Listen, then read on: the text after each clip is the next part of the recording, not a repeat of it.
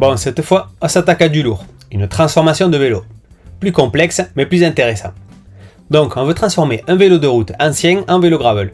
Donc nous, on va choisir ce vélo de route vintage, un demi-course. Transformation petit budget ou transformation plus complète, on va essayer d'aborder plusieurs types de conversion en gravel pour tous les budgets, toutes les pratiques. Le but est de vous aider à mieux comprendre les clés de ce type de conversion et les compatibilités de matériel. Donc si vous avez envie de vous essayer au gravel, la conversion d'un vélo de route peut être une bonne solution pour vous.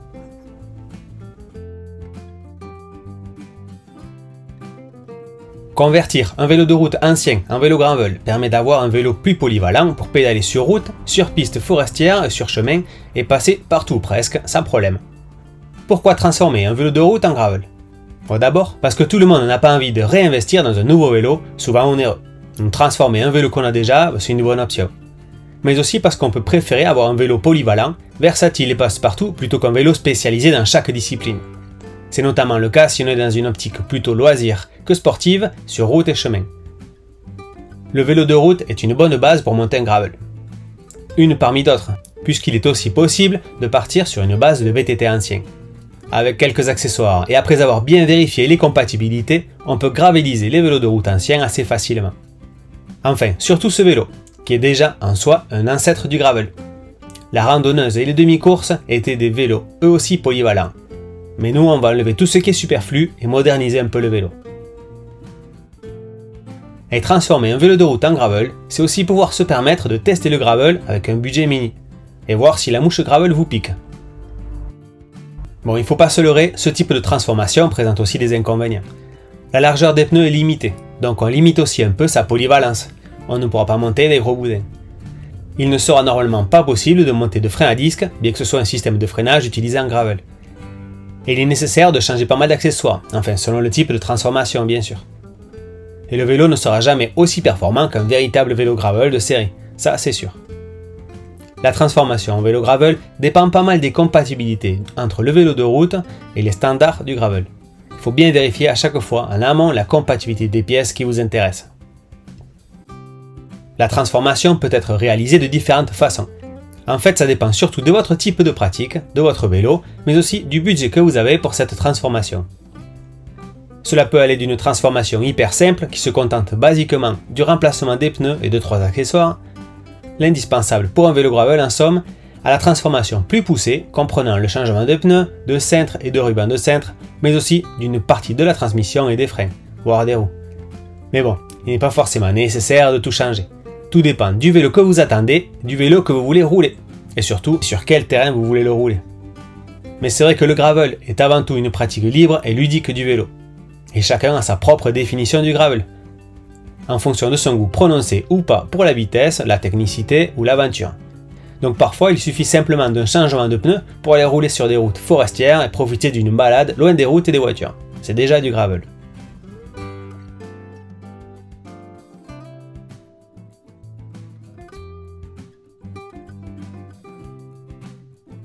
Pour convertir un vélo de route en gravel, le point important c'est de vérifier l'espace disponible des passages de roues, au niveau de la fourche, mais aussi des haubans et des bases du cadre. C'est-à-dire la clearance comme on dit. Et n'oubliez pas l'espace entre le pneu et le tube de selle du cadre aussi. Ben oui, malheureusement, tous les vélos de route ne sont pas convertibles en gravel. Certains vélos de course anciens, comme un vélo de type randonneuse ou demi-course, ont habituellement plus d'espace au passage de roues, acceptant des sections de pneus allant jusqu'à 35 mm ou un peu plus. C'était notamment prévu pour monter des pneus à ballon un peu plus larges, mais aussi des garde-boue par exemple. Mesurez l'espace disponible sur votre vélo. Donc ça veut dire que pour ce vélo, on pourrait monter des pneus d'une largeur de 35 mm maximum. Vérifiez aussi que les étrilles de frein n'empêchent pas le montage de pneus plus larges, ça peut arriver. Les anciens étrilles de frein à tirage central de la marque Manfac, montés ici, laissent davantage d'espace que d'autres modèles plus modernes. Si vous comptez garder les mêmes jantes, mesurez également la largeur interne de la jante afin de vous assurer que la roue sera compatible avec le nouveau pneu à monter. On mesure la largeur intérieure avec un pied à coulisse ou un mètre. Et on utilise un tableau de compatibilité entre jantes et pneus, comme celui de Schwalbe, par exemple, pour vérifier qu'on peut monter un pneu de cette largeur sur notre jante. Pour nous c'est bon, pour un pneu de 35 mm avec cette jante. Enfin bref, Dans ce type de transformation, l'important c'est de toujours vérifier la compatibilité du cadre avec les composants gravel que l'on veut ajouter, plutôt 2 fois qu'une même, pour éviter les mauvaises surprises. Comme on le disait tout à l'heure, une conversion de vélo de route en gravel s'adapte à vos besoins, aux attentes gravelistiques. Donc dans un gravel, on peut rechercher le côté polyvalence, performance sportive, balade ou utilisation loisir, longue distance, bikepacking, utilisation vélo taf. Bref, ce type de transformation est assez personnel. On fait un peu ce qu'on veut, aucune règle est écrite noir sur blanc, pourvu que le vélo fonctionne. Ici, pour ce vélo de route à monter en gravel, on définit donc l'utilisation de ce vélo. Ce sera un gravel conçu pour être utilisé pour le vélo taf, pour des balades tranquilles sur route et sur chemin, ou en bikepacking et pour de courts voyages à vélo éventuellement. Pas pour la performance, ni pour les chemins trop techniques en somme, ni pour les gros dénivelés.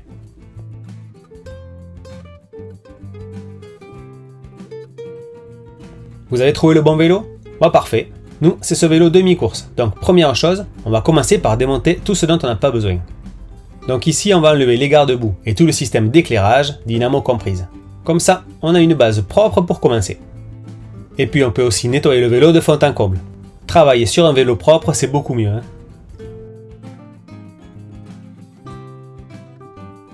Les bases du gravel, c'est d'avoir des pneus adaptés à tous les terrains, route comme chemin. C'est le changement le plus important pour transformer un vélo de route en gravel. Des pneus plus larges, qui peuvent être tubeless ou pas. On peut aussi bien entendu changer les roues pour préférer des modèles plus légers et plus résistants. Pour pouvoir monter des pneus plus larges, votre vélo doit le permettre, bien entendu. C'est ce qu'on a vérifié avant, le passage de roues et la largeur de jante. En vélo de route, on a des pneus d'une section de 23 à 28 mm à peu près. La largeur de la bande de roulement est minimisée pour limiter les frottements au sol, pour un meilleur rendement. Alors qu'en gravel, c'est plutôt des sections entre 30 et 50 mm pour les plus gros pneus. On privilégie des pneus plus larges pour des terrains accidentés, pour plus d'adhérence, pour les conditions humides et pour plus de confort. Les pneus larges font office en quelque sorte de petites suspensions pour absorber les aspérités des chemins. La transmission, c'est le gros pavé de la transformation en gravel, finalement. Enfin, le plus complexe à cause des différents standards. Sur un vélo de route, sur un VTT, sur un vélo gravel, les transmissions sont généralement différentes. On n'a pas besoin des mêmes relations. Pour un vélo de route, on a besoin de vitesse pour rouler vite, sur des surfaces roulantes à une cadence optimale. Pour un VTT, on a plutôt besoin d'une transmission pour grimper partout, y compris dans les pentes raides et sur chemin. Et pour le gravel, ça dépend de votre utilisation en fait. Il existe des transmissions spéciales pour gravel, polyvalentes, mais vous pouvez très bien utiliser une transmission de vélo de route, si vous utilisez votre vélo sur route, sur chemin roulant principalement. Ou montez une transmission plutôt VTT, si votre utilisation est essentiellement sur chemin et sur terrain accidenté, presque comme un VTT en somme.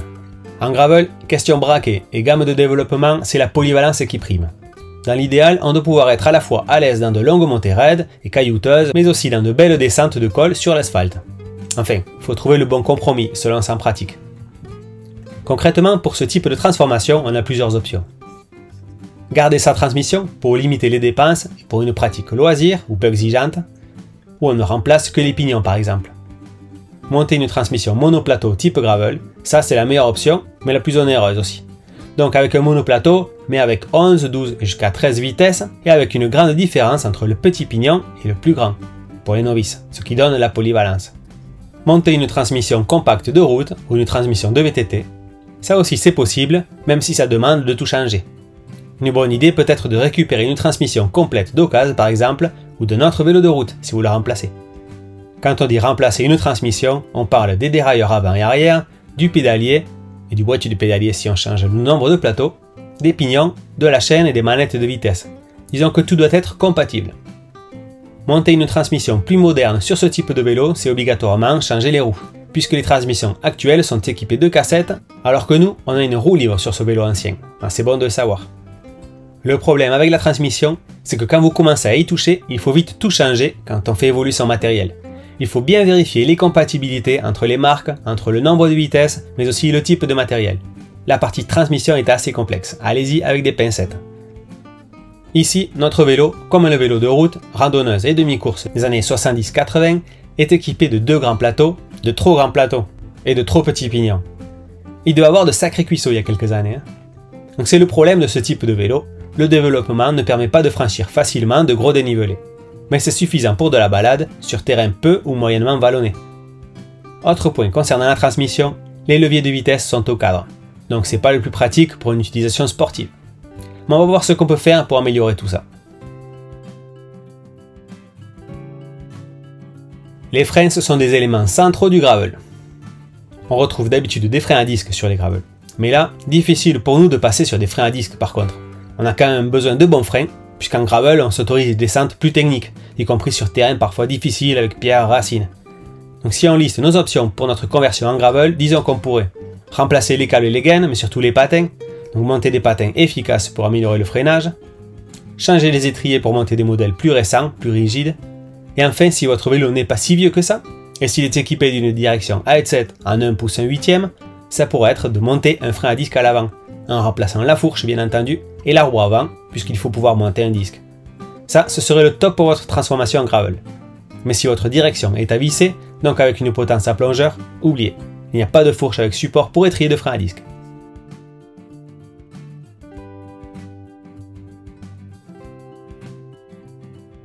Sur ce type de transformation, en général, on ne pourra pas monter des pneus trop larges, on est limité par le cadre ou la fourche, comme expliqué plus haut. Rien que 35 mm en largeur, c'est déjà un bon début pour rouler sur les chemins. Donc dans notre cas, on va monter des pneus d'une largeur de 35 mm à petit crampon pour une utilisation polyvalente, donc en vélo taf et balade sur route et sur chemin. On le montera avec des chambres à air 700 par 28-35 mm. Ben oui, si on monte des pneus larges, il faut aussi peut-être monter des chambres à air plus larges. Il existe aussi plusieurs largeurs de chambres à air, forcément. En gravel, on privilégie les montages tubeless pour pouvoir rouler moins gonflé notamment et augmenter l'adhérence et le confort sur tous les terrains. Mais sur un vélo de route ancien, on a un montage de pneus tube type, c'est-à-dire avec chambre à air, et les jantes ne permettent pas de montage tubeless. Enfin pas celle-ci. Donc il faut rester sur un montage à chambre à air.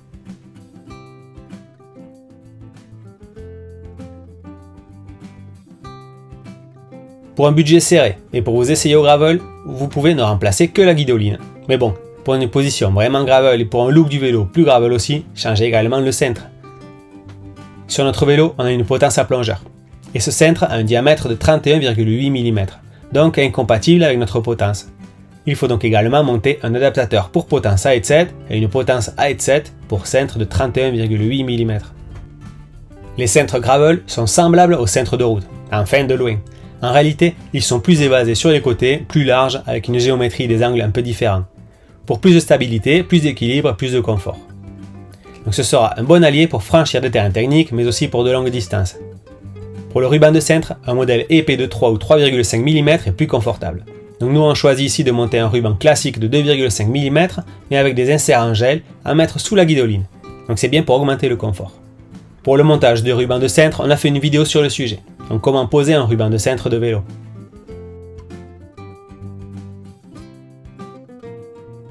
Pour une utilisation de gravel loisir, comme nous, on comprend que vous envisagez un budget mini pour cette transformation.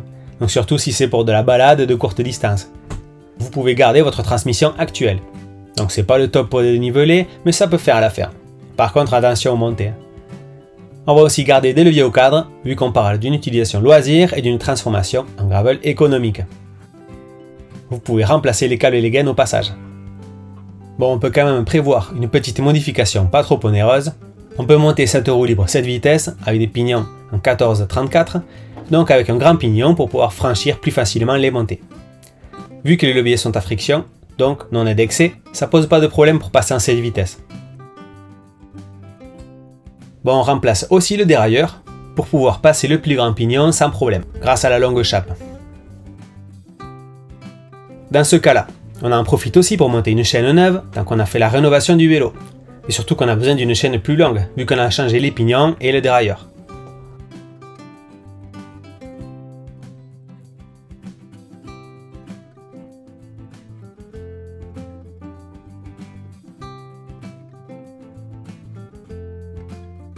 Donc le plus simple, c'est de garder les freins d'origine, ça c'est sûr.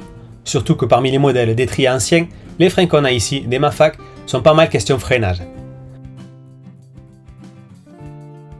Bon, par contre, vous pouvez au moins améliorer le freinage en remplaçant les câbles et les gaines ou en les lubrifiant ou les graissant. Et aussi en montant des patins de frein neufs et plus performants. Ça compte en termes de qualité de freinage.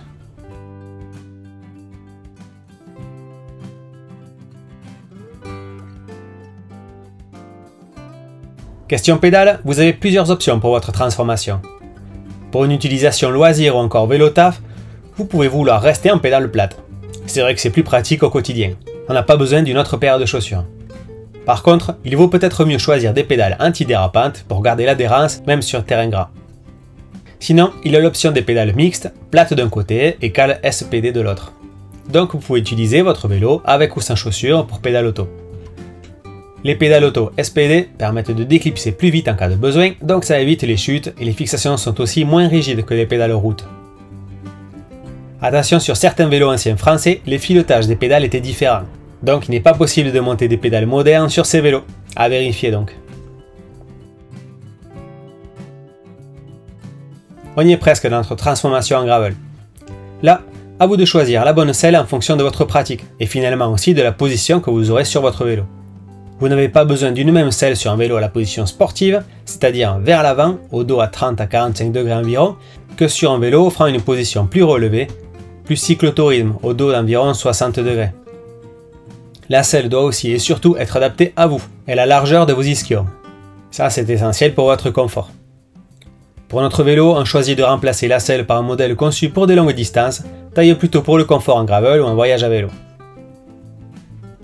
Voilà le résultat de notre conversion gravel, plutôt en mode budget serré.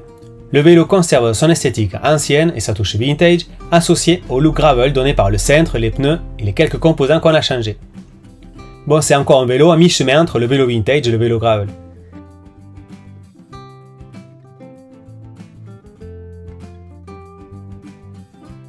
Question de dépenses, pour faire un récap rapide, on a préparé un tableau des coûts des composants pour cette transformation.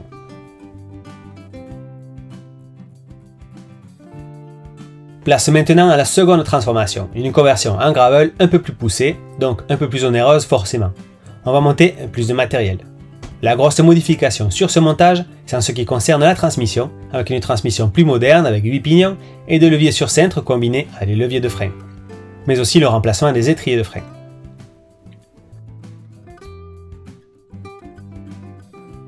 Pour une transformation plus poussée, le top, ce serait de remplacer les pneus comme dans la transformation qu'on vient de faire, mais aussi les roues. Monter des meilleures roues, plus résistantes, plus légères, pour une utilisation plus sportive. Bon, nous pour la vidéo, on va rester sur le changement de pneus, mais il serait totalement envisageable de changer les roues. Par contre, il faudrait trouver des roues compatibles, donc pour serrage rapide, d'une largeur de 135 mm, pour frein à patins, adapté à la transmission qu'on va monter aussi. Ça c'est un critère à prendre en compte. Et dont la largeur nous permet de monter des pneus en 35 mm. Parfois on peut trouver des roues cyclocross d'occasion par exemple, vu qu'il est assez difficile de trouver des roues neuves type gravel pour frein sur jante. Deux avantages du changement de roue, vos nouvelles roues seront certainement prévues pour un montage de cassette et non de roues libres. Vous aurez donc plus de choix pour le montage d'une transmission et de pignons plus modernes. La cassette c'est le type de montage le plus courant. Vous pourrez aussi peut-être monter des pneus tubeless, soit si les jantes sont tubeless, soit si les jantes sont en double paroi via un kit de transformation en tubeless. En tout cas, nous, on va rester simple sur ce coup-là. On ne remplace que les pneus et les chambres à air, donc des pneus de 35 mm de large et des chambres à air plus larges aussi. Bon, nous, pour ce montage, on a choisi de passer en 8 pignons de plateau, avec des leviers combinés frein et vitesse indexés sur le cintre. Donc ça veut dire qu'on change à peu près tout. On va monter une roue libre 8 vitesses, donc en 13-32. On va aussi donc mettre le dérailleur conçu pour 8 vitesses. On va devoir remplacer la chaîne et monter une chaîne 8 vitesses donc compatible.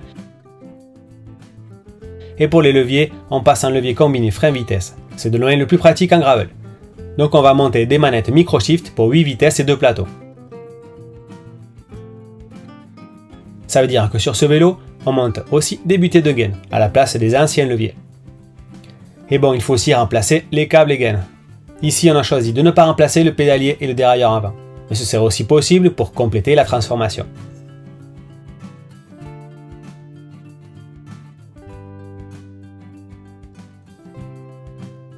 On choisit de remplacer les étriers pour monter des modèles plus modernes. Attention, il faut choisir des étriers de la bonne taille. Donc ici, on choisit des étriers aux bras plus longs que les étriers calipers de route classiques, comme les modèles montés sur ce vélo finalement. On avait au préalable pris des mesures pour s'assurer de la compatibilité. Donc si vos étriers sont assez basiques et pas vraiment puissants, montez des modèles plus récents, plus rigides. Mais attention, des étriers larges pour laisser passer vos pneus.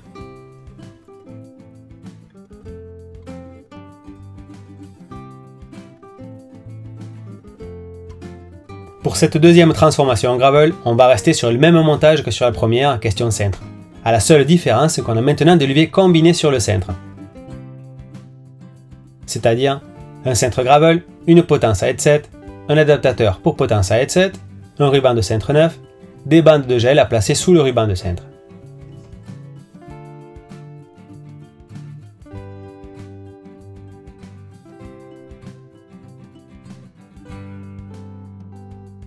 Comme pour la première transformation, on va monter ici des pédales mixtes, donc un côté pédale plate pour le vélo au quotidien, le vélo taf avec chaussures normales, et un côté avec des cales SPD pour envoyer un peu plus dans vos sorties. Et gardez vos pieds toujours bien positionnés.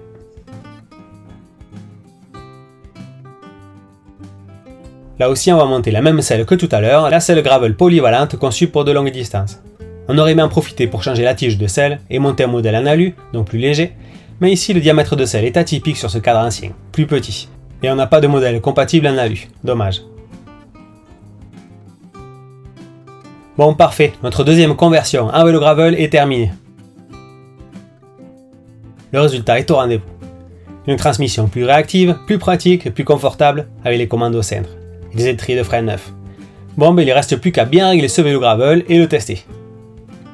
Rouler avec un vélo qu'on a monté soi-même, ça c'est double plaisir. Hein.